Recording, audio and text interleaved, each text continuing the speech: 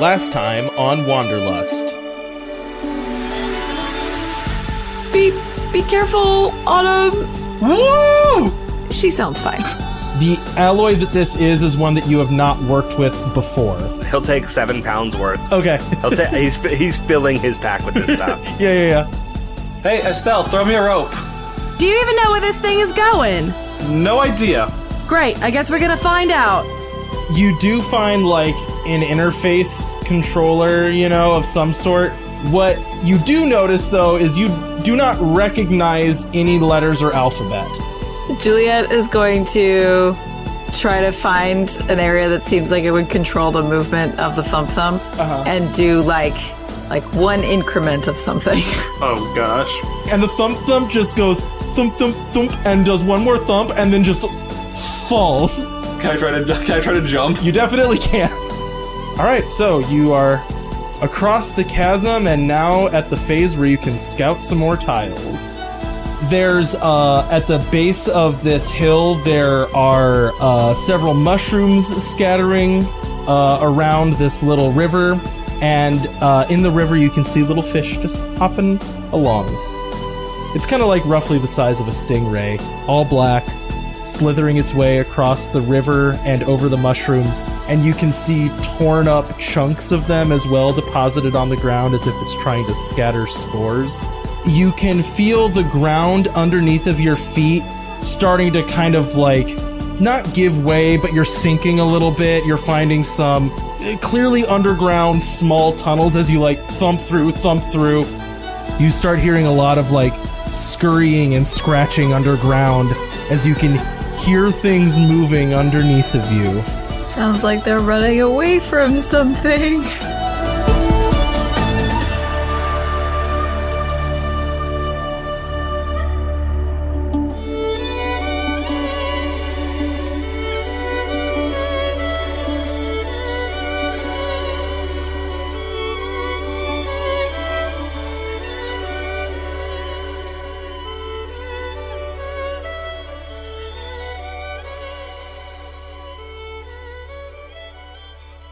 Where we left off, all of you were standing on a expanse of mole tunnel feeling ground, and something squished past one of your feet as you stepped into it, and then you heard skittering away from you under the ground.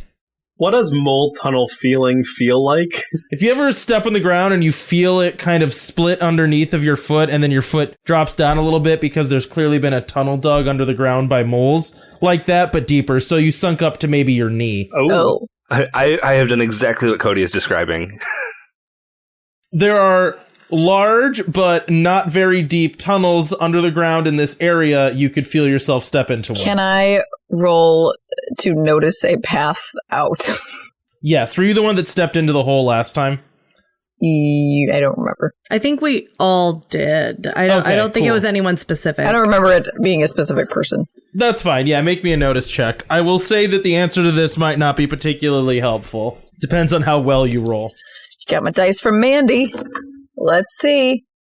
Well, that's a 4 just because my notice is really good. Oh, okay, cool. So there is some things to notice here. What you can basically tell is based on the ground cover, you can kind of tell where there is and isn't tunnel because where it dips a little bit. Well, that and plants are dead above ground. So looking across the field, you can see areas where the foliage is a little bit higher because the roots haven't been chewed off as much, where you can tell that there is this web of tunnels is where, since it dug under the ground, roots have been cut, which caused the plant life above it to die.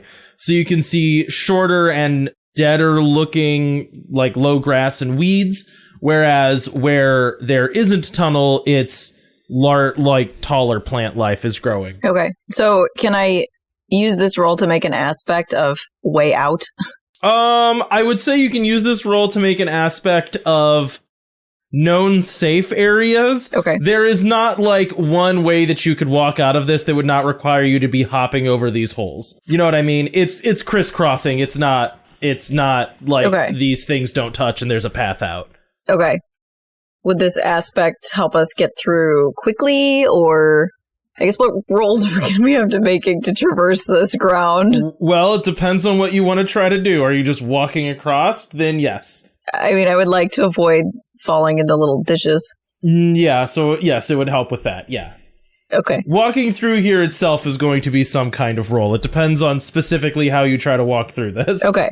So this aspect will help you achieve your goal of walking through here. Yeah. I would say, like, known paths is what I would call this aspect. Okay. Or known tunnels. So can anyone use this aspect? Anyone can use the aspect. You can use it once for free. Beyond that, you have to spend a fate point. The party can use it once for free. Yes. Okay, if somebody else wants to use that once for free, I'm going to use my CrossFit skill to try and follow, like, the safe route out. Okay. So you're just trying to basically, like, hop over the, like, lower parts of the ground to try to get your way out? Yes. Okay. What's everyone else doing? Are there any... you probably described this. Are there any trees around?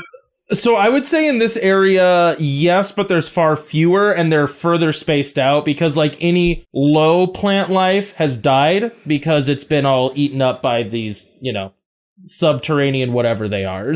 Can I break a stick off a tree? Sure. What do you want to do with a stick off a tree? Use it as a pole vault to help. Okay. Or like a walking stick, to like help jump across these tunnelish things. Sure. Like he's in Animal Crossing. Or she, rather. Like Autumn's in Animal Crossing. Are you wanting to make an aspect, or are you telling me what you're doing? I was going to try to make an aspect. Okay. So I was going to rip a branch off a tree to make a pole vault. Or a stick. Okay, that's fine. Got a 4. Okay, you have a pole vaulting stick. Is that an aspect then? Sure, yes. I'm just making sure I'm doing this right. I immediately hand the stick to Julia and say, "This might help you." Thanks. I'll give it a shot. And then I follow the way Estelle went with my athletics. Okay, roll that as well. Do we have to choose whether we're invoking an aspect before we roll? That is a good question. It says, looking up on Google, it says you can invoke it whenever. Yeah. Before or after. Okay, we'll go with that. That's fine. If you want to change it, that's fine. I was just letting... No, it's cool. Just don't worry about it. Just, yeah. Yeah, that'll be a 6 to get across the paths. So, Fred and Juliet, what are you guys doing? This is kind of all going to happen at once. I am using the pole that Autumn gave me to help me get over the wider divots in the ground. Okay. Are you using both of the free invokes of those? I was just going to use the one. You can choose after to see if you roll very badly. Yeah, well, I was going to leave the known tunnels for Fred. Okay. All right, Fred, what are you doing? Yeah, I think I'm just going to try to keep moving along, trying to avoid these tunnels. Okay. I got a -1. Okay. Oh, wait, this gives me a +2? Yeah, that gives you +2. Okay, I got a 0. Okay. Would this be a notice? What would this be? You're moving, so whatever... Yeah. So any physical ability that you might have. I had none, so... Physique. Maybe back up again. Hang on. So what are you doing? There's nothing to do yet, really, for Fred. There is. You're trying to get it. Well, what is your character doing? Don't think about he's not doing anything special. He's just moving. He's just going. Okay, so you're trying to walk across this field to get to the other side of it, basically. Yes. Okay, cool. So that's trying to overcome a thing. So now you have to decide if you want to use an aspect or if you want to apply any of your skills. So do you have any skills that would help you cross difficult terrain? I mean, the closest thing I have, my physical one is physique, but I don't know if that's... Okay. Sure. All right. But I can decide on the aspect afterwards, right? After I roll? After you roll, yeah. Well, yeah, Okay. yeah. You can decide if you want to spend the free invoked or the fate point. Yeah. Okay. If I don't use the aspect, that's a 4. Did you roll all pluses? I actually rolled really freaking well. I rolled 3 pluses.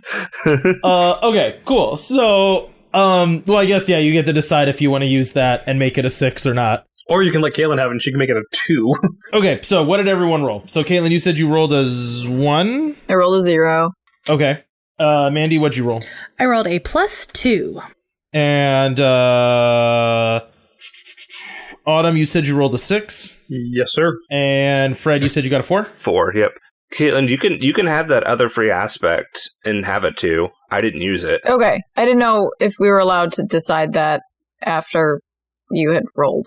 You know what I mean? Oh, well, Yeah, that's fair, I guess. I mean, I'm happy to take +2 instead, but it seemed cheating. Yeah, I guess because you were leaving it for me to use and then I didn't use it, which you Right. wouldn't have known that at the time. Okay, Right. that's fair. All right. Did you already apply one aspect and you're applying a second one now? I have applied one. We were debating if I could apply a second one. Gotcha. I'm trying to decide if there is a limit on how many aspects can be invoked at once. I don't know if there's a specific rule on that, and I am unsure what I want it to be. Maybe house rule 2 for now, Yeah. just so we can keep moving. Yeah, I agree with that. Okay. So that would bring you up to a So that would put me at a +2. Yep. Okay. Yep. Cool. So we'll say you have a +2 on this. Okay. So Fred and Autumn, you both kind of hop, skip, and jump your way across this. I do mine fantastically.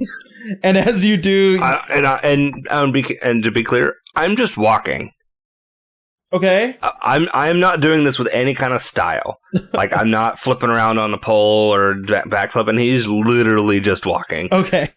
So as the two of you traverse your way across, one of you fantastically, one of you just walking your way across, Hands in his pockets. you hear a crunch behind you and turn around and see that Estelle and Juliet have both had, again, one of their legs crunch through the top of the surface of the forest. Leg falls through. This time, instead of just feeling something squiggle past you, both of you feel kind of soft and moist, like, lips close around your leg, and you are drug into the tunnel and are pulled away. Ah! So that's Estelle and Juliet. Yeah, so it's just crunch, and then so the two people on the surface, you look around, you just see them sink in and are gone. The two of you, you're just kind of being ragdolled through a tunnel as something that you can barely see is pulling you in, like, quick jerking motions through the ground. I would say the tunnel, it's maybe 4 feet across, so smaller than your arms stretched out, but you can move a little bit, Pin your arms to the side of the wall. Can I use animal anatomy to try to place a kick that's going to hit it in the nose? Because most animals are sensitive on their nose. Yes, you can try to do that. Awesome. You said most animals are sensitive on their nose, and I'm like, noses are sensitive. And then I had flashbacks of every time my toddler has headbutted me in my nose. +2. Oh, you know what? This is a time I'm actually rolling against you. Ooh, do you get to take out the fate dice I got you? Yeah, I actually do have to dig out dice. It almost never happens. What color do you have? Blue and yellow. Nice. So you swing down and try to kick a well-placed kick in the nose, and your foot connects, and when it does, the mouth opens, but you feel a ripping against your leg, and claws dig into your ankle as you're slashed by whatever this thing is that then hops away, leaving you basically buried under the ground. Okay. You take 1, what's it called? Physical stress. Okay. Are we in the same tunnel or like... No, you'd be in different tunnels. That's what I thought. I just wanted to clarify. I don't want to make it sound like I was planning on copying Juliet here, but my thought was also to try and strike it with try to kick it right on the top of the head. Yeah. Great minds think alike. Yeah, right. Can I use animal handle? Yeah, definitely you can. Woo! Yeah. Oh, wow. Well, that's a 7. Oh, gee. I couldn't tell. Like, I was like 50-50. She either rolled really well or really poorly. I couldn't tell which. So not only did you roll really well, he rolled bad. but I rolled really bad. So you get to make a decision now. Do you want to kick this thing apart, or do you want to create some other advantage based on...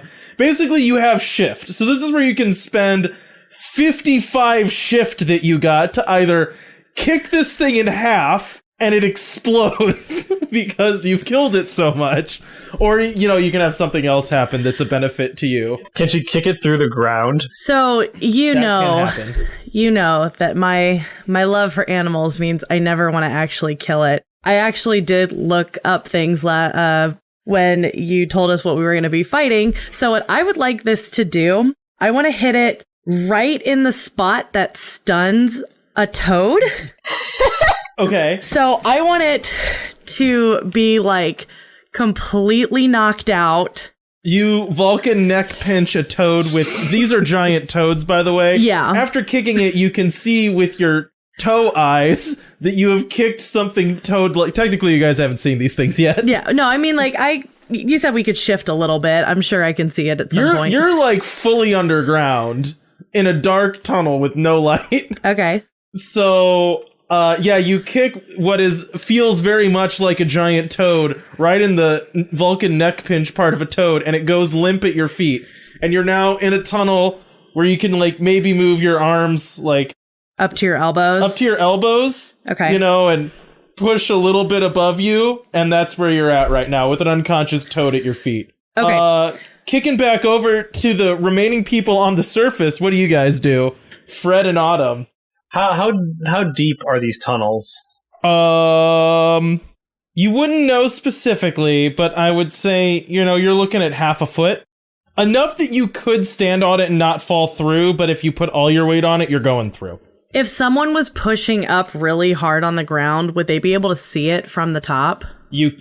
That's going to be down to the roll of a dice. Okay. No, I didn't know if that would make a difference. Do we know what tunnels they went down? Yeah, you can see holes where they were, like, slurped underground. And we saw kind of, like, the direction they went in the slurping? Yeah, you could try to suss it that way. You just don't really know how far.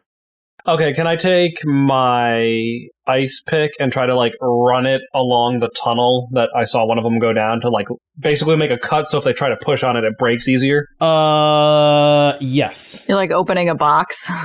Fred, what you doing? You just saw Estelle and Juliet get slurped into tunnels by mystery creatures. Which tunnel did you go for, Zach?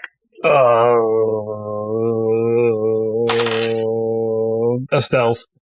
I think what Fred's going to do is he's going to go over to the other hole and kind of poke his head down and see if he can see whatever it is or see Juliet. Okay, so you poke your head down and it's mostly dark. They got drug a good way, but maybe you think you can see the faint outline of some hands, way down deep in the hole. If I light my lighter, does that help? Oh, you have a lighter. Definitely. I do have a lighter. Yeah, so you strike your lighter and it casts a little bit of light down the tunnel and you can see the, what color is Juliet's hair?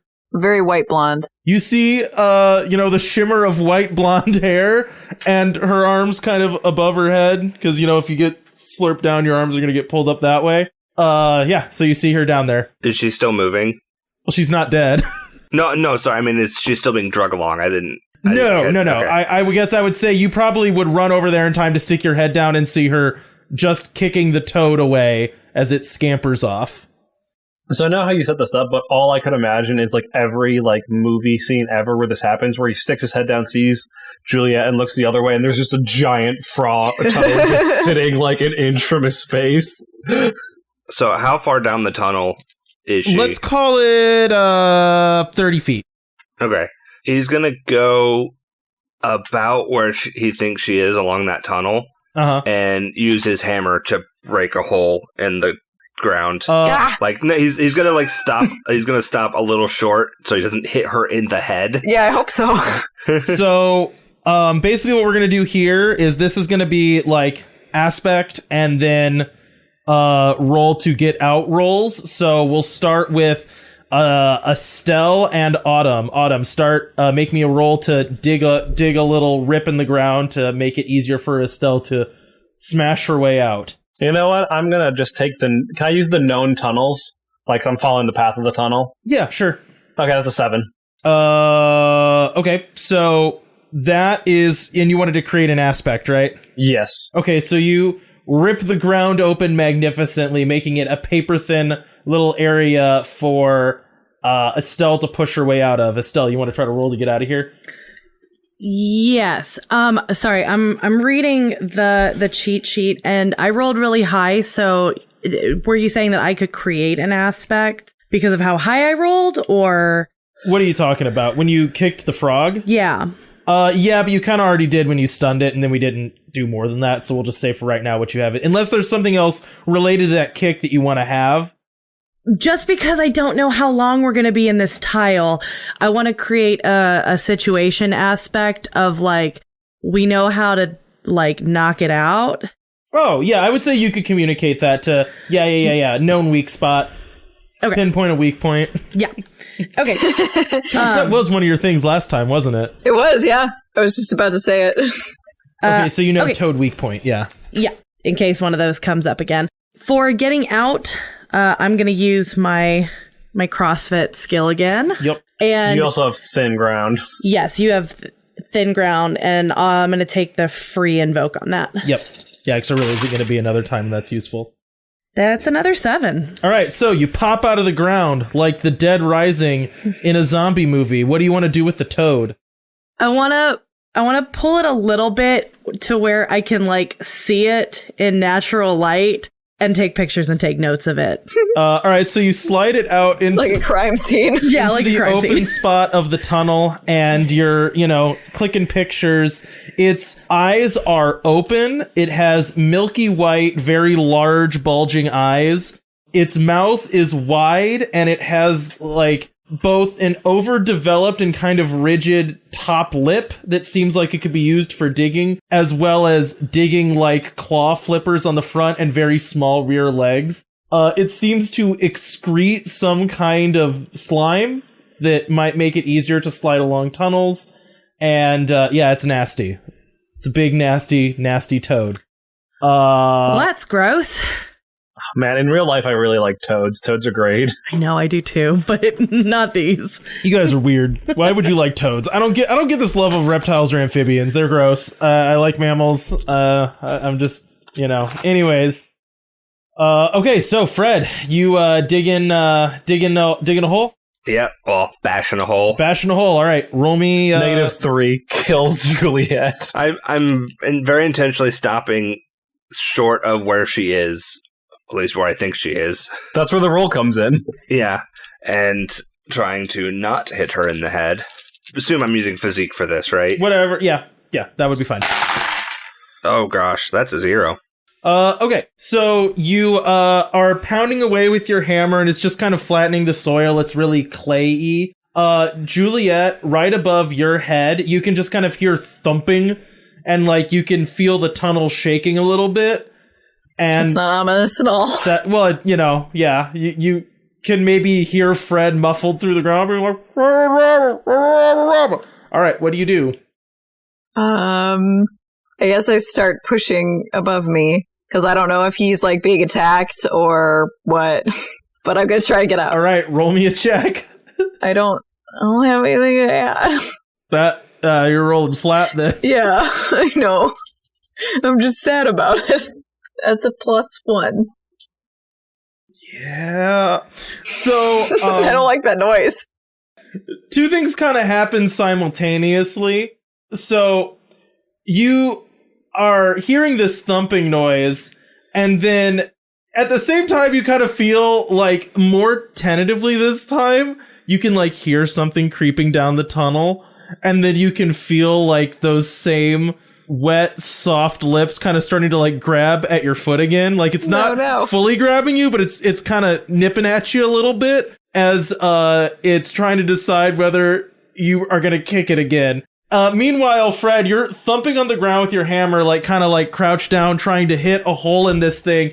And then you hear a ripping noise behind you, and you look back, and from a tunnel that's behind you, toad has dug its way up and has grabbed onto your leg, and you feel yourself starting to get like pulled backwards into a tunnel. What do both of you do? Can we assume that the information of the toad weak point has been communicated? Or not yet? I don't think yet. I don't think yet, unless Estelle wants to take notice of you getting attacked and is like, hit it in the head. Yeah, if I am up and I notice they're getting attacked again, there's yelling, Estelle will call out, hit it in the head! Like right behind the eyes, right on top of the head. So yes, you can use that advantage. Okay. I'm not saying you're wrong, Estelle, but I think that works for most things. Like, if you hit me right between my eyes, I think that would hurt me, too. Do you want to try it? All right, fine. You don't get the advantage anymore. Yeah, so it's kind of dragging me by my feet, right? Yeah. Okay. Yeah, he's just going to kind of like do a crunch up, try to smack it in the head with his hammer that he's still holding. And what is Juliet doing? I guess if there's a thing, could I hear Estelle? Let's say yeah. Okay. I'm going to try to follow her instructions. So I'll spend a fate point to do that, and I'm going to use animal anatomy. And I rolled a 2. You rolled a 2? All right. And I did not use that aspect for that, the toad weak point.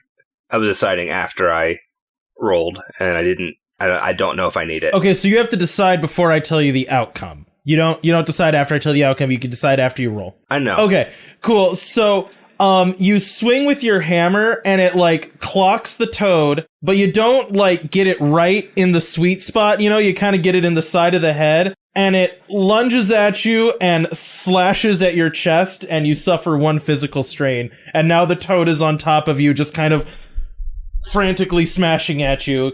Juliet, what did you roll down in the tunnel? I got a +3. Dadgum, I rolled a lot of minuses. All right, you kick the toad again, and this time you like hit it in the sweet spot, and it just kind of like goes still by your feet, and you hear scrabbling above you. We're gonna kick over to Estelle and Autumn. Estelle and Autumn, you see this whole shenanigan go down. What do you do? I got Juliet, you get Fred. Sounds good. I do the same thing I did for Estelle, where I like take my ice pick and try to like thin the ground for Juliet to get out. Roll me a roll.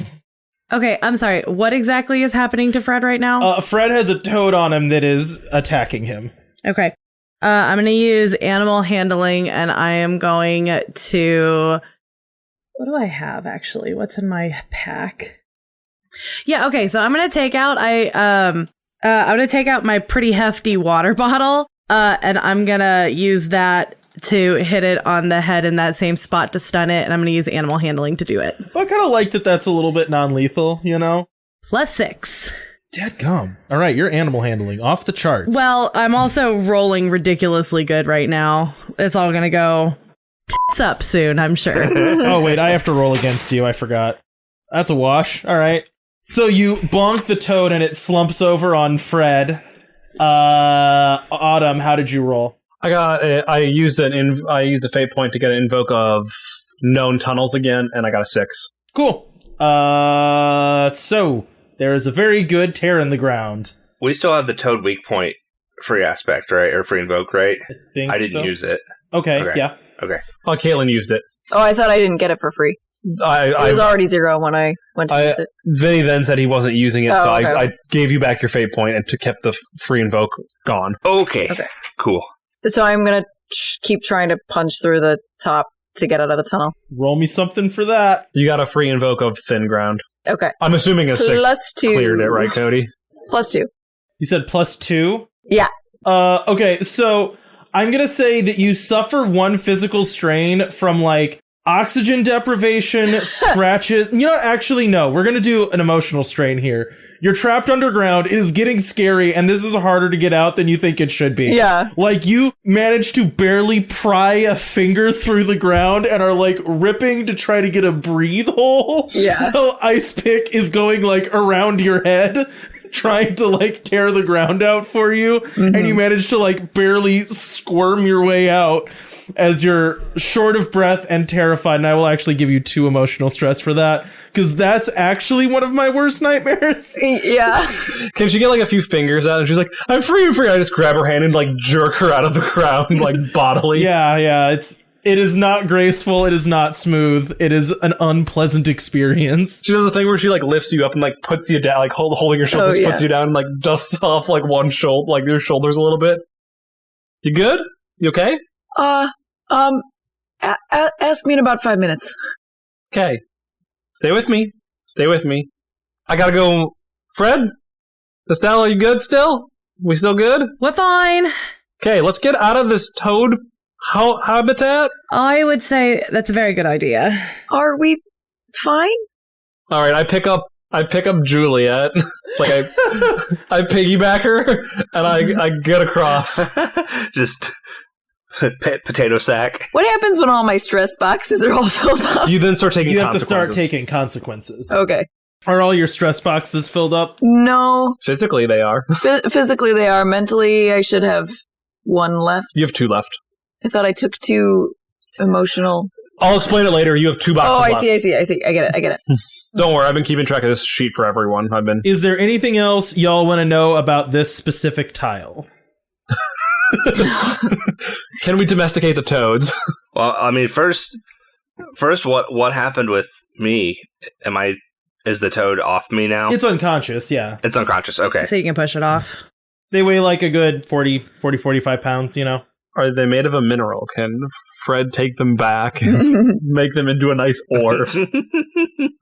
I mean, I'm sure they have carbon. I could use that in making a steel if I find some iron. Autumn is focusing on getting Juliet across this because she seems like in shock to a certain extent and wants to get her away from her new traumatic fear of giant toads. All right, what about Estelle? Do you want to learn anything more about the toads or do anything else while you're here? You can lick one and see if it's one of those kind of toads. No, I can't think of other than just like, you know, the stereotypical, she took pictures, she made notes on what they were doing and their habitat and all of that. I think as long as she's got that kind of information, I'm happy. Okay, sounds good. Okay, question. If I kiss this toad, will it turn into a prince? You gotta kiss the toad to find out. Damn, okay. I wouldn't recommend it. If you just flat out said no, I was going to be like, what kind of fantasy game are we running? One that I said does not have a lot of magic. No, like all the magic is concentrated in these toads. They're all princes. Every single one. And they're just trying really hard to get kissed. That's why they're eating people. Gotta put their mouths on everything. Well, they're not good at, like, getting up close, and, like, people have rejected them enough, they're always like, we're just going for it, and they're not good at it. Consent is important, magic frogs. Toads, please. I think Fred is just scrabbling out from underneath this thing and joining the rest of everyone. All right, so you're all heading out of this area. Where would you like to go? Or, better yet, everyone roll me some checks to determine how much you notice about the adjacent tiles. Can someone do an additional roll to check the tracks? Yes, anyone can. Yep. I got a +1. So I talked to you about this off recording, Cody. I can use inquisitive for like notice type checks, right? Yes. Okay. I also got a +1 using my +1 in perception. I got a +1 too. I got a flat 0. There's someone scouting the track as well. Juliet has normally been doing that. I don't know if she wants to keep doing that or if someone else wants to do the tracking. Well, I got a +1. Well, no, you do another tracking. You'd have to do, like, to find the tracks. Okay. Yeah, I mean, I can try And it. you can use the free invoke on the paw prints if you want, depending on how well you do. We'll see. Think this might be the last free invoke on that. It is. Okay. If she free invokes it. Yeah. Depends on what she rolls. I have a +5. You want to free invoke that for a +7? I don't think so. You don't want to make it an epic tracking? I don't. You're just going to settle for superb? I'm going to settle for superb. Man, like, I know that, like, this ladder is actually really useful, like, and, like, gives good bar measures, but I really do like using the names of them a lot. So, with a +6, you said? +5. +5? +5. Okay, so I will say you learn a little bit more. The tracks do head south, but a little bit east, I would say. At this point, you can start telling, but still mostly south if you were to look at a compass. They are getting fresher, and I will say the last piece of information that I will give you is you see more than one size of paw print. Okay. Is that a new thing she's noticing? I think so. Does that make sense, what I'm saying there? Yeah, can I tell? I wouldn't be able to tell which is in front or behind by tracks. Oh, I see what you're asking. They are of similar age and heading in the same direction. Ah, okay. So multiple. Yes. Yeah. Okay. I've given the information I'm willing to give. Yeah, that's fine. We are interpreting that information. You want to give us the skinny on EE 43 and 45? Oh, sorry. What did everyone roll for that again? 1, 1, 1, and a 0. Oh, you said you got 3 total? Yeah. Yeah. Are we in negative? Did anybody invoke the... There's nothing you can invoke here. Oh, yeah, never mind. I'm trying to think of how I want to run that. I thought you had a chart. I do. I'm trying to decide what I constitute as... Because you guys rolled below 0, which I think I'm going to call... We rolled an average of between 0 and 1. Yeah, I guess you rolled below 1, not below 0. Could round up and be nice to us. I would say because an average... on average, we're closer to 1. No, it's fine. So I was trying to decide if I wanted to make something bad happen, but I think I won't. Okay. Because the toads were so nice. Well, no, this is unrelated to what's actually in the tile. Yeah, we were in a rush to get out of this tile. That's why we didn't scout so well. So, looking to your south, whether you choose to go southwest or southeast, if you choose to go southwest, you can see the terrain becomes more uneven. There's some gently rolling hills. The overall, like, the direction that you're headed, right, you are going towards, like, foothills of a mountain, right? Like, you are going to be in some mountainous terrain. If you go to the west, the plant life that you can see in that direction, kind of, the area that you're in is pretty sparse, right? So if you start heading to the west, the plant life grows a lot more multicolored. You can see a lot more movement in the trees, like the wind blowing across is creating a lot of disturbances in the plant life. Whereas to the west, the plant life dies out a little bit. You're getting more like rolling grasslands with some occasional trees, so like some meadowy areas. And yeah, so you didn't do very great on your notice. That's all the information you get. So wait, so 43 west, it's sparser. No, more multicolored, and you can see some thick vegetation blowing in the breeze. It looks more like there's more movement in general in the trees, whereas to the east, the plant life gets a little bit more sparse. You get some gently rolling hills and occasional trees. So like meadows. I mean, I think we kind of just have to go, like, because we know that we're supposed to go southeast, right, based on the track. So I'm thinking EE45 is probably our better bet, right? That's kind of where I'm at. Are the tracks south or southeast now, Cody? They are southeast, but only a little bit southeast. Okay. They're mostly south with a little bit east. Yeah, I think we keep going southeast and see where that takes us. Works for me. We head southeast. 45. Perfect. I like the markup on the map. Toads. All right, so you begin walking through what is really just beautiful terrain at this point. Like I said, this is like gently rolling hills that, have the occasional little patches of trees, but lots of meadows where there's just grass and some small flowers. The flowers themselves are, as not as kaleidoscopic to your west. They are multicolored flowers. The light that's hitting this area, like you're kind of getting in between light where the color in the day is shifting and it's changing the hue of the ground. It isn't just lush green anymore, but you're seeing spots of like purple and blue. The light is turning more reddish, and it's just in general like a beautiful afternoon as all of you are walking in like the occasional shade of these massive trees up and down rolling grassy hills.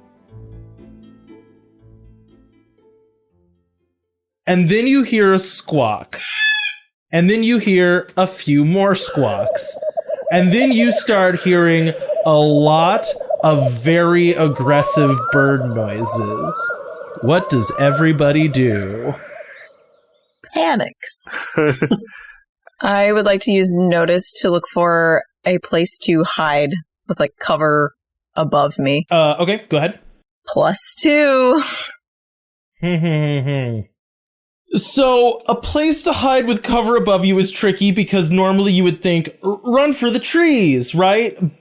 but the bird noises sure are coming from the trees, and you're in rolling, empty, grassy hills. So there is not a lot on the ground that is immediately helpful as shelter.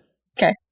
So does that create an aspect of like bad cover? No, it doesn't, huh? You just don't get anything. Okay. Also, I will say sometimes you just learn information that is not going to be an aspect. Okay. You know, like in this case, you were just trying to learn a piece of information. There is not like immediately in front of your face that you noticed with that roll something that would give you that aspect. Okay.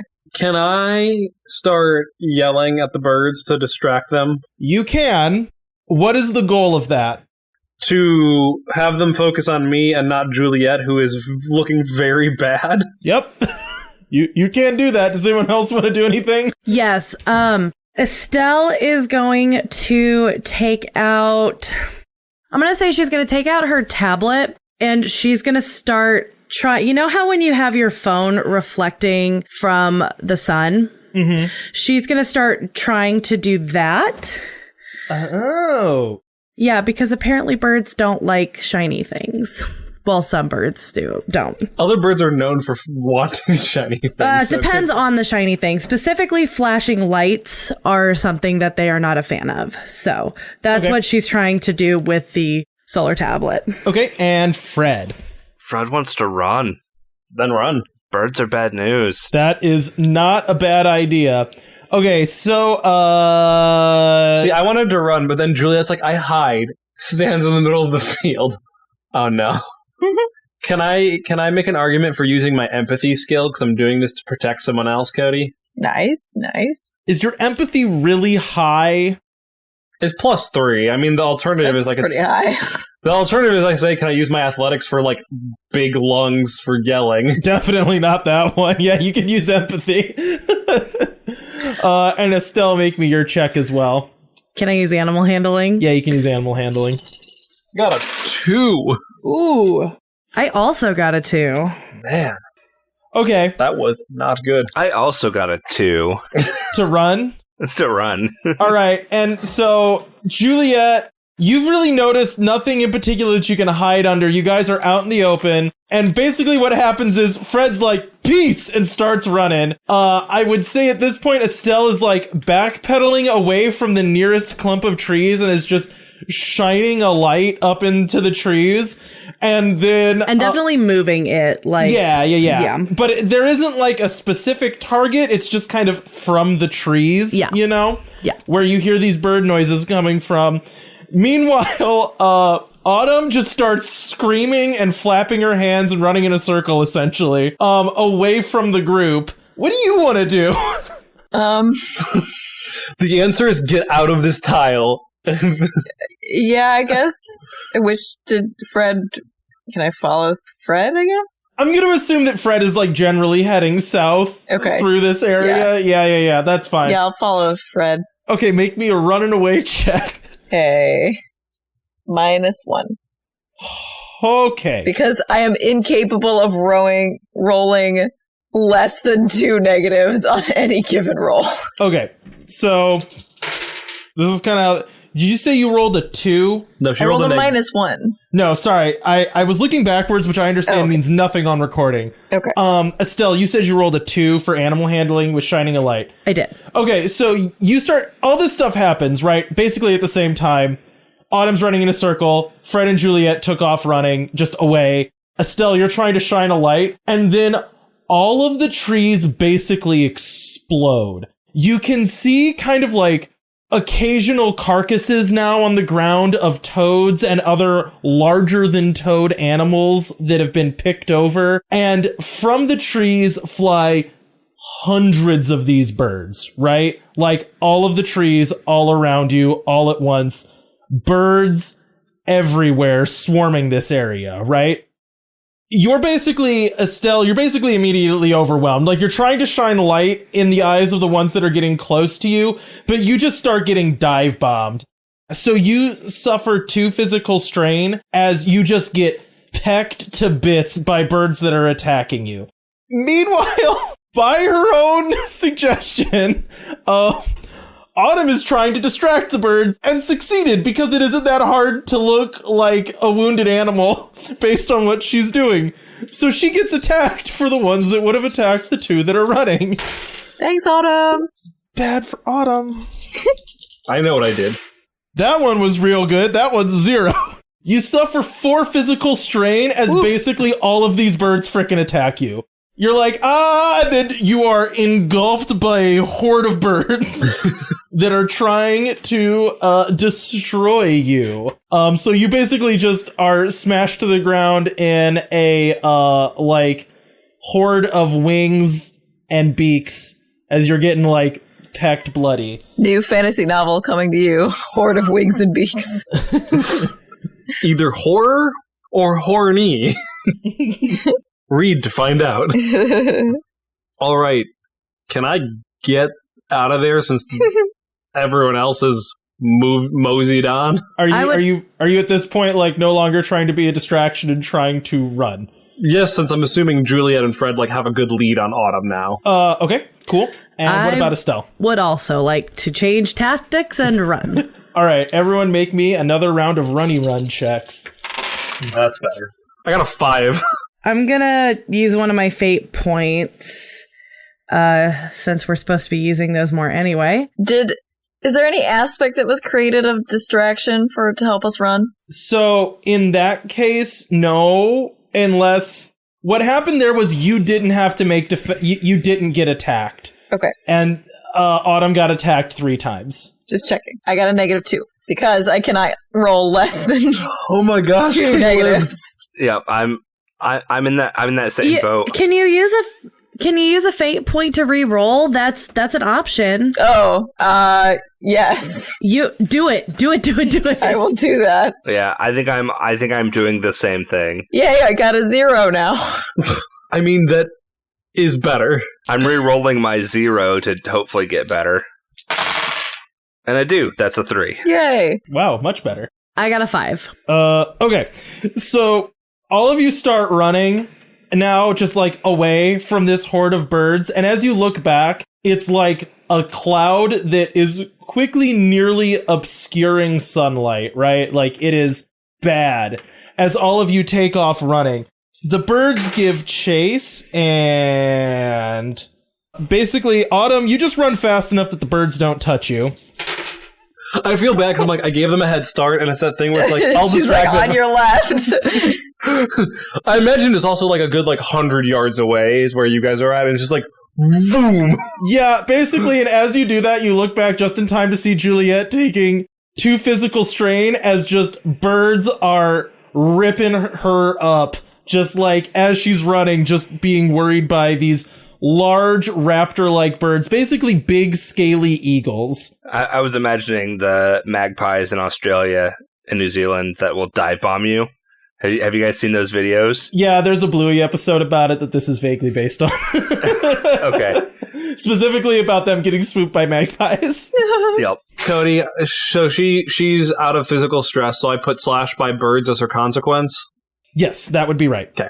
So now if you do something that would slash by birds would inhibit, you take a -2. Okay. Meanwhile, Fred and Estelle, you both are able to keep far enough away and kind of swat at the birds that are getting near you enough that you don't take any physical strain. As all of you are running, you hear a shout off on your left, and look over and you see a man standing in a very small mouth of a cave. He's waving his arm at you and holding a bow. What do you do? Head there. I mean, run to him. Yeah, that seems reasonable. Okay, so Is Guffy okay? Is he doing okay?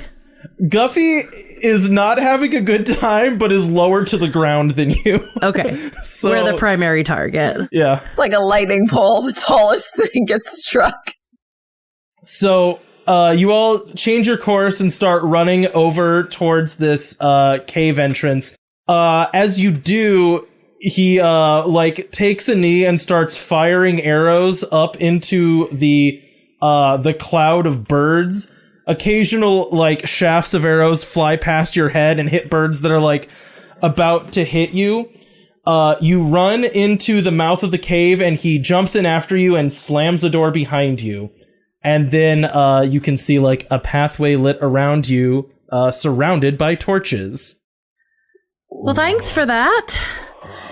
What are all of you doing here? Well, I'm Autumn, and we are looking for some kids who got lost in the wilderness. We were following these large tracks of was it like a panther monster? It was like a giant wolf. A giant wolf monster, and we have been tracking them, and then we ran into those birds. Well, we ran into some other stuff first, but most recently we ran into those birds, and we're getting away from them when we spotted you, and you were waving us down. So thank you for that. We appreciate that. The birds they eat people. We figured that out pretty quickly.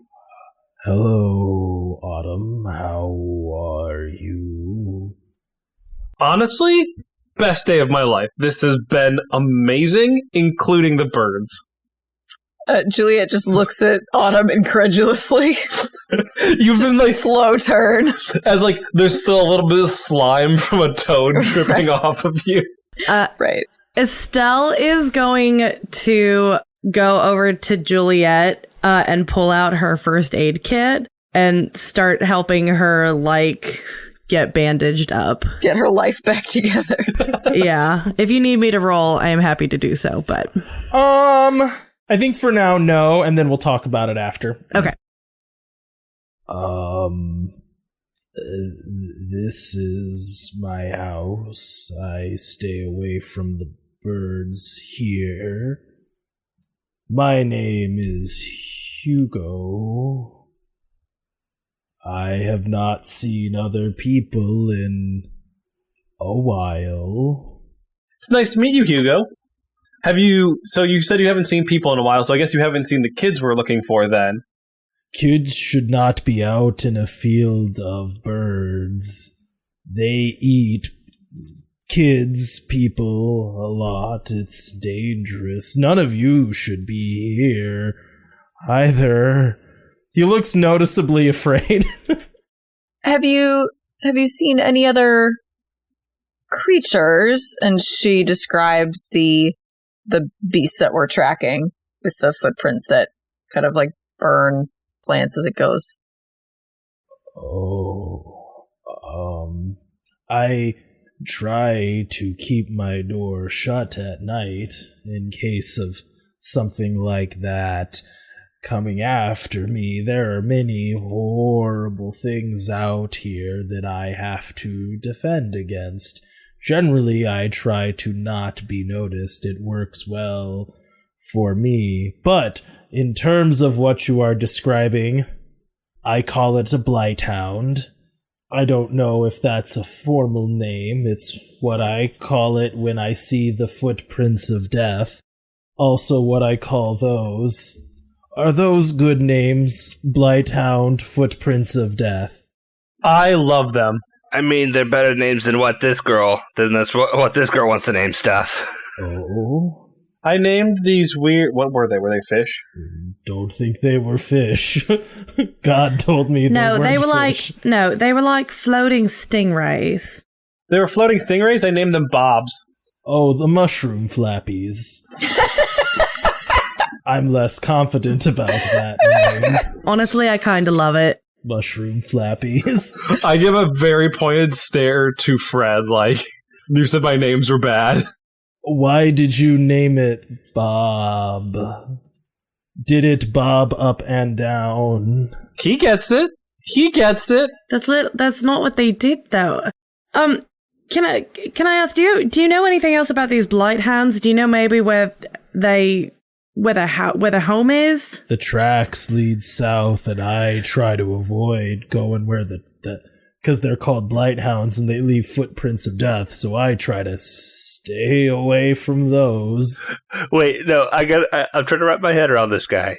He named them blighthounds because of their footprints and what they look like. But then now he's saying, I stay away from them because they're called blighthounds. Yeah. Okay. Just making sure. I stay away from them because I named them blighthounds. have you ever had to fend one off, or did you always successfully hide from them? I can say for sure what I have often done is anytime I hear a strange noise in the forest that runs at me, I shoot an arrow at it and then run the other direction if I don't know what it is that I'm hunting. Sometimes I think I'm a coward for that, but, No, it seems like a really good strategy, and I kind of wish I brought a bow now. He kind of looks at his bow and looks at you and goes, you can't have this one's mine, so you can't have it. I wasn't asking for yours, Hugo. I wouldn't want you to not. Oh, okay, thank goodness. How old is this guy? How old does he look? That's really hard to tell. He looks rough. He's somewhere between the age of 40 and 70, which I'm not giving you as a mean answer. I'm giving you as a... No, he looks crusty in a way that makes it difficult to place an age. There is a lot of hair and beard. I didn't really give him a good physical description, sorry, because I just went right into the character. He is made of big matted hair. He has a lot of, feathers stuck in it, and, some patches of scaly, hide on him that have clearly come from the birds. He's carrying a recurved wooden bow that has bone recurve on it. It's pretty short, and arrows that again, the tips of which are made of bird bones and have feathers on them. And yeah, in general, the cave around you just kind of goes off, and there's torches occasionally on the wall, but you guys are just kind of standing still near the door where the birds were that he slammed shut, which was made of a big piece of wood that he just kind of wedges in the way of the tunnel. Is there a reason that you're out here? Oh, that's a good question. He looks kind of visibly upset. Sometimes when something in your life goes very wrong, it's better to just stay out here than it is to go back and try to find all the pieces of what went wrong. I understand what you mean, actually. I did not feel like I explained it well. I appreciate your understanding. Autumn is very much doing that, looking back and forth between the two of them, wait a second. What do these people have in common? Right, matted hair, beard guy living in the wilderness, can't tell his age, with immaculate Juliet who has a notebook who has a notebook on how to keep a notebook. So are you originally from Smoky Banks then? Don't know what that is. Where are you from? He kind of looks down and shuffles his feet and goes, I don't remember what it's called. I was traveling and things went wrong, and then I hid here and did not care to find out how badly things went wrong, and this is where I stayed. Oh, I'm sorry. So this is my house. It's nice to have guests in it. Right. What time of day is it? Let's say it's 3. Because you guys kind of started in the middle of the day, and you've gone, 1, 2, 3, 4, 5 tiles. I would say, 3, 4, 5. I would say... Let's say it's 4 o'clock. Okay. By the time you get through this tile, it'll be 5. You wouldn't happen to know what's down south of here, would you? South of the mountains. As I said, I have seen blighty footprints around there, so I try to avoid that. What would you like to specifically know from him about the south? I'm curious if he can give us any kind of warning or information about maybe one of the tiles coming up. I have no idea. I'm assuming he may have left his one tile and explored maybe the circle around him.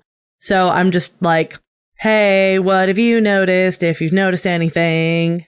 I'm trying to think of the right way to put that. There is a way to learn that through RP or rolling checks against him. I understand what you're trying to ask.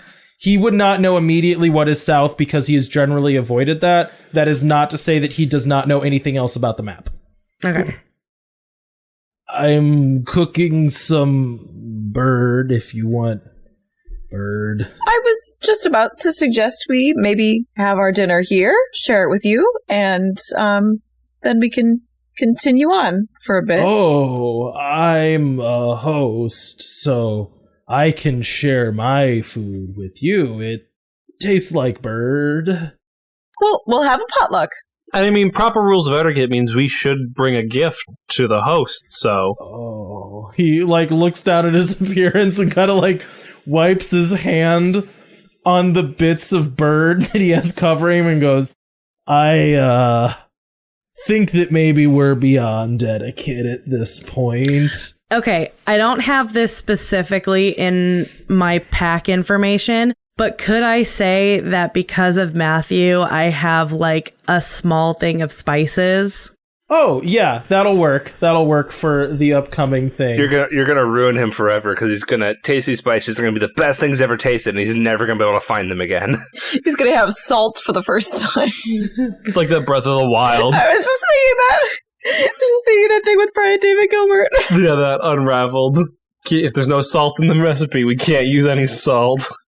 So Estelle's gonna take off her backpack and kind of dig through it, get to her food supply, and pull out just a packet of seasoning that I think Matthew probably put together. Well, I don't know if you would be interested in maybe using some of this. I've got some spices from my son. That might make the bird taste a little different this time.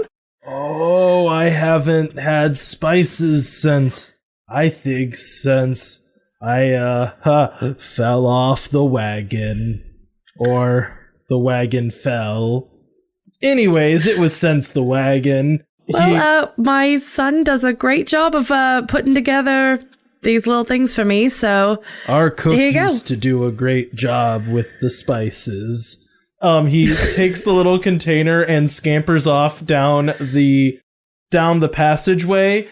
As he goes, he turns back and looks at you and goes, this is the front door of the house. The rest of the house is deeper into the cave. And just kind of points off into, darkness that's mostly just torches going kind of down the cave. Okay, do we need, a safe word if we need to get out of here? Are you worried he's going to attack us? No, it was mostly a joke because we're about to go deeper into this man's cave house, but... Well, I wasn't planning on splitting up, if that's what makes you feel better. It does. It actually really does. And Estelle will shoulder her backpack and follow him. Okay, so you shoulder your backpack and walk deeper into the cave. As you do, it widens out kind of suddenly into a chamber, I guess for lack of a better word.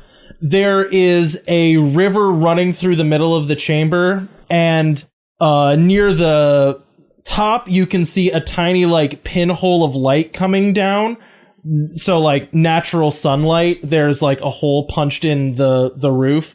In the actual cave with you, you can see there's a bed, for lack of a better term. It's basically piled up feathers and a cloth thrown on top of it. A pallet. You can see a small workbench where there are parts of bows laying around, as well as arrows clearly being fletched and glue drying. There is a trunk, I think steamer chest is what I'm talking about. You know what I'm talking about? Yeah. It's the big trunk chest that's pushed against a wall. It's belted shut. It has very ornate brass inlays. It looks very it's very finely crafted, right? This is clearly a lot of effort went into building this trunk that this person still has with them. Are there any identifying marks on it? That would have to be a check that you would have to make getting closer. At in dim light, at a distance, nothing that would jump out at you is oh, I know where this is from. Okay. Fred is definitely drawn to that. finely crafted chest. And then the only other thing to notice is there are like posters that look like they would come from the 1920s, like turn of the century posters, like in our eyes, turn of the century posters that show wagons being pulled by horses being like gone off into the sunset, like over hills. Is this guy like immortal? I mean, like, is this guy like, when he's like, oh, I've been out here a long time, it's like, has it been hundreds of years? Well, you have to ask him to find out. Oh, and there's a fire where he's cooking. There's like a pot bubbling. He shakes spices in and goes, welcome to my house. I don't have many chairs. There's like some logs that you could sit on. But these spices smell very good. I was just looking at your little chest here, and it's really finely made. I'm a craftsman myself, and this thing is gorgeous. Oh yes, my parents gave it to me when I first decided to make the trek south to some new settlements, and they gave me this chest and wished me luck as I headed off on my adventure. But that was when I was a younger man. But I still keep it around. It makes me happy. I want to try to get a sense of how old this chest is. Ooh, that's a good question. I would say that this can be like you're doing like you're overcoming an obstacle, and I would say you could use crafting unless you want to use something else. Yeah. I mean, that's my highest skill. If you let me use crafting, I will always use crafting. It's a 5. So it seems to be about like I'm looking specifically for like signs of wear and like things that have aged to try to get a rough estimate of how long he's had this. So it up close, you can see that it is a wood chest wrapped in leather and then with brass like fixtures on all the corners and anywhere that would see a lot of wear. The wood is not rotten, but the leather is very worn in. So this would indicate to you that it's not like hundreds of years old to the point where wood would start to just decay because of the presence of any moisture. But probably in the realm of like, you could see this thing being 50 to 60 years old. The amount of time that he said would make sense. Like, yeah, if he had this chest for 10 years when he was a young guy and then went on a trip, yeah, he's late middle age now. It about lines up, It isn't like 700 years old. It's also not 5 years old. I would say something, you said you rolled a 5? 5, yep. Something notable about it is it has a lot of unnecessary metal on it, which would stand out to you. This chest, the way it is built, would be incredibly expensive because it is extremely ornate with material that is not cheap to come by. Like, the amount of metal on this would be like me just dumping gasoline on the ground for no reason. It's like, that's an expensive resource, particularly like copper that you would need to make, like, right? Because brass is copper and something else. I think it's a form of, it's like copper and tin in a different, it's like, yeah, it's similar to bronze, but a different ratio, I think. Right. Like, that's a valuable metal that is just being used as an ornament, basically. That's weird. Like this. No, sorry. Copper and zinc is brass. Okay, yeah. So this is like a weird amount of mineral to be stuck on this chest. That would jump out at you. As like, I would charge someone a lot for this. Well, it's definitely a beautiful chest there. I'm glad I was able to get a look at it. Thank you. It was a very nice gift, and I just keep all of my keepsakes in it. So is there a way to traverse this area without attracting the birds' attention? We'd rather not run into the same problem without you there. So I am good at hiding from the birds. I think it might be smell related, and I think it might have something to do with the clothes that I wear. And also, I'm just pretty good at hiding, as I've said. So you can go that way through the birds, but that's actually not my favorite place to go. Generally, I hunt the birds because they make good arrows and they make good arrow fletching and good arrow heads.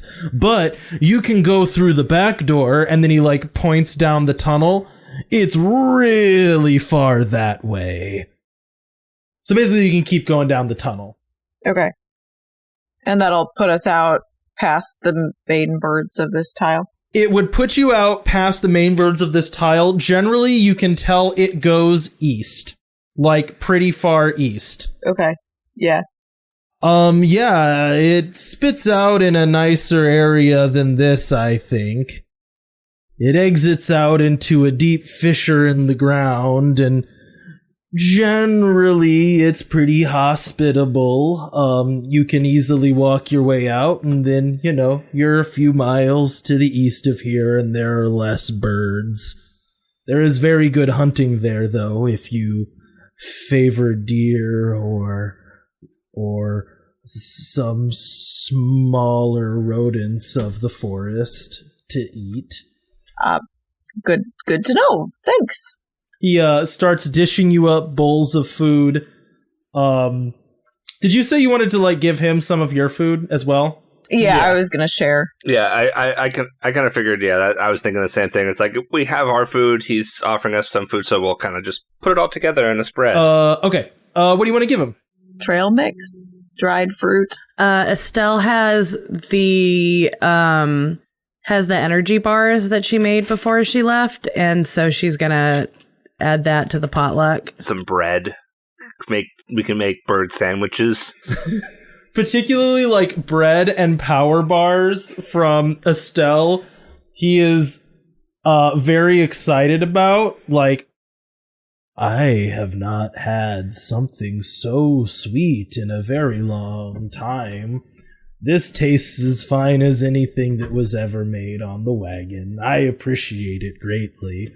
Thank you for visiting me. Thank you for the shelter here. I'm glad we were able to get away from those birds. Yeah, they're really bad. It's inconvenient that my front door is in their land, but as I said, good to eat, good for making a lot of things to make me better at eating and keep me alive, so it works out okay. Also, their skin is very strong. He, gestures at, covering on a lot of his vital organs being, what seems to be boiled bird skin. Oh, I set up Guffy, too, so he gets something to eat. Guffy loves that bird, I'm sure. Oh, yeah, Hugo would be very... Oh, yeah. Hugo would be very interested in the dog. There's a lot of belly rubs. So why are all of you out here? As I said, it's very strange. I have not had guests in ever, so... Well, we're following, I guess you called him a blight hound. We're following them because we're pretty sure they might have taken some kids from our town home. Oh, is there a town near here? About half a day's walk. 4 or 5 hours walk. Oh, I didn't realize I was so close to other people. That's new. But good. It's good that there are people nearby, I think. Anyways, Question real quick. How long has Smoky Banks been there? Smoky Banks was a town before the eco herbs, because it's a converting town. So hundreds of years. Right. And it has some really old districts, right? Well, so not only are there ruins there that are prehistoric, there is No, I mean there's even sections of Smoky Banks that are old. There's Old Town. Right. Yeah, that's pre-eco herb infrastructure or town that is converted. Yeah. So it's been there easily hundreds of years. At least that you would know of 400 years. Hugo, it seems like you're really into these wagons and stuff. Do you like this older style of stuff, or? Oh, well, I guess I don't keep up with modern fashion or the latest trends, but yeah, so there was a big push for us to go south and explore new lands, whatever, there were settlements being set up and it was exciting. So a lot of people would get on these wagons and go. And he looks noticeably sad and just kind of shuffles and goes, that did not go well for me, so now I live here. Are you happy here?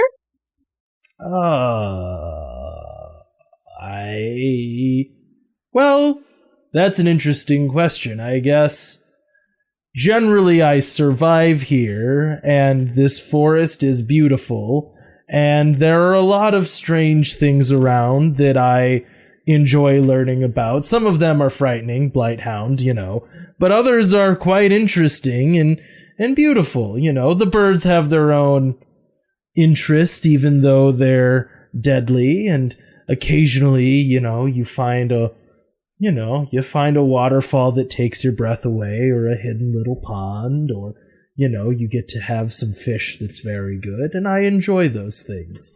There are nice things out here, also there are Blighthounds, so, you take the good with the bad. Fair enough. I'm good. I don't have any more pressing questions for him. Gotcha. I will say this is a case where if you want to press him for more, you can. It'll be a check. I don't know if I have any other questions. Okay. Does anyone else have questions? I mean, yes, several. He's being cagey because he is unhappy with his past. Right. I don't think Autumn would push him. Yeah, I don't think Juliet feels like it's pertinent to their journey. Yeah, that too. To bring up old wounds.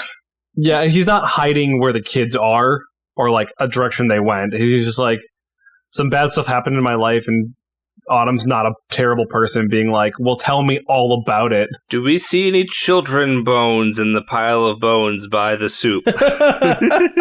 No, there is nothing to imply he has eaten children. Estelle, do you have any questions? No, I don't think so. I think I got anything that I wanted. Well, where are you off to? Are you going the front of the cave or the back of the cave? Well, our best indication indicates we need to go more south, but I don't necessarily want to go out and see those birds again. I vote we go up the back, personally. I don't know if we'll be able to pick up the trail again, though, if we head out the back. That's kind of what I'm worried about as well. Hugo, can I ask, is there any time when the birds are not as active? They sleep at night. That is true. Okay. But definitely no guarantee, right? I have been attacked at night. It's just less attacked. And, I get sleepy at night. There's also that. So it just kind of depends. Sometimes it goes well, and sometimes you step on a leaf, and then the birds go crazy again. Right. What if we left at right before dawn, so we could still benefit from night, but we'll not have to make camp in the dark? I am okay with that. What is the implied benefit of what you are suggesting? That we'll get a little bit of time without the birds, but it won't be the middle of the night, and we'll get to stay indoors for the night. Yeah, basically, we stay here now, leave at the crack of dawn. And ideally, the birds will still be asleep when we leave. Okay, let me give you a game balance thing that's happening here. You are presented with three choices, right? You could head south immediately now. That would be the fastest option and the most straight line option. The birds will be there. They will attack you. You will be making checks to get out. It's very dangerous. This is an extremely dangerous tile. Yeah. Option 2, you go to the other end of the cave and start your journey from a much safer place. Yes. You will go east some amount. You don't know exactly, right? You'll pop out somewhere else on the map, basically. Option 3, you try to do nighttime and gain the advantage of the birds being asleep when you are trying to make your trek. I will say from a balance standpoint, you're going to have some disadvantage of being tired as a result of that, because you can't have your cake and eat it too, basically. Like, if you want the advantage of sleepy birds, you guys gain the disadvantage of a poor night's sleep. Does that make sense? Yes. This is what if we go to bed now? Have you ever tried to go to bed at 5 o'clock after having been attacked by birds? Yeah, you're really freaking tired. So I thought the disadvantages of us stopping now is we waste multiple miles of traveling, of food. You do lose time. That's true.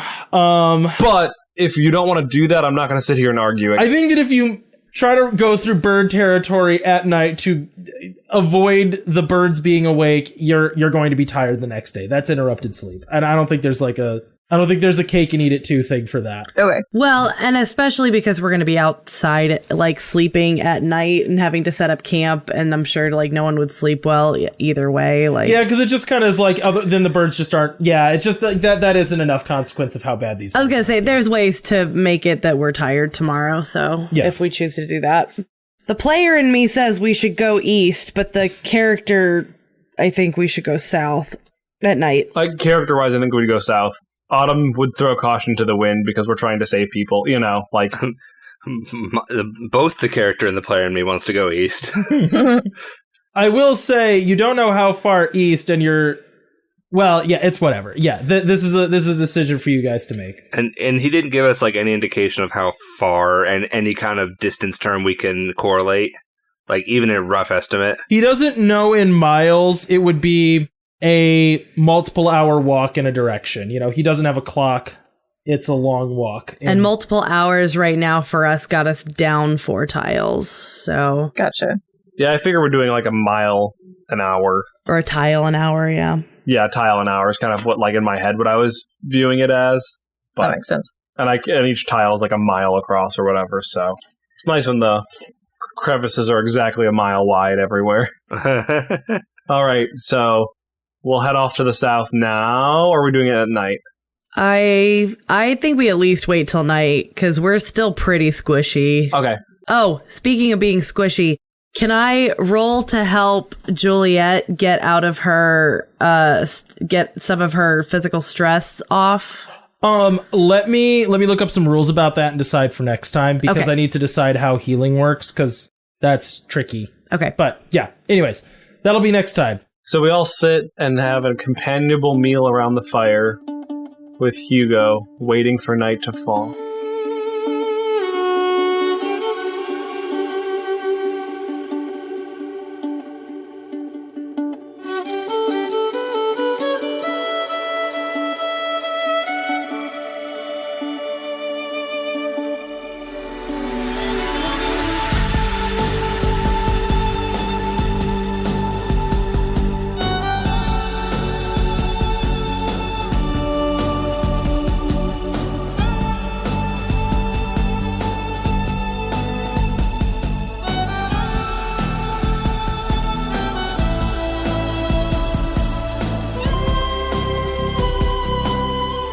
Thanks for listening to this episode of Wanderlust. Music for this show is credited down below. If you like this campaign, you can find more of our shows at the Wandering Gamer website or on Podbean. You can also find us on Twitter, Instagram, Facebook, YouTube, and Twitch. Links in the description. Now bear in mind, in the wilds, some wander to get lost, and some wander to find themselves.